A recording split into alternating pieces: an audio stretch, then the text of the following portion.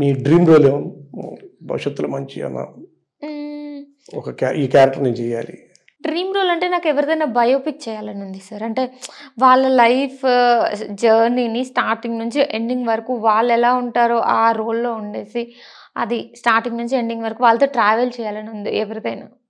Mahanati cinema Keerthy Suresh గారి అలాగే అనుకోవచ్చు. అంటే అలా ఎవరు ఉన్నారా మీ దృష్టిలో బయోపిక్?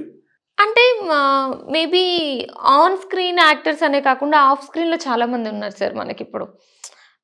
సో అలా ఎవరైనా అంటే ఆన్ స్క్రీన్ వాళ్ళకి కొంచెమైనా రికగ్నైజేషన్ రావడం ఈజీ కాబట్టి వాళ్ళని ఈజీగా బయోపిక్స్ అవన్నీ చూడొచ్చు సార్. కానీ ఆఫ్ స్క్రీన్లో మన ముందున్న జనరేషన్కి వాళ్ళు ఒక దాన్ని నమ్మి బయటకు వచ్చి ఆ పని చేయాలంటే చాలా కష్టం. అసలు అంత కష్టాన్ని అంత స్ట్రగుల్ని తట్టుకొని ఒక హార్డ్ వర్కింగ్ పర్సన్ బయటకు వచ్చి మనందరికీ తెలిసేలాగా నిలబడ్డారు అంటే గొప్ప కదా సార్. సో నాకు అలాంటివి చేయాలని. మీకు సలహా ఇవ్వమంటారా? ఏమండి సార్, మీరు బయోపిక్ చేస్తే మీలో కొంచెం మాధురి దీక్షిత్ పోలికలు ఉన్నాయి. అయ్యో, ఆ బయోపిక్ ట్రై చేస్తారు, ట్రై చేయండి. ఎవరు నిర్మాత ముందుకు వస్తారు? ఎవరన్నా అన్నారు మీతో? నేను అన్నానా?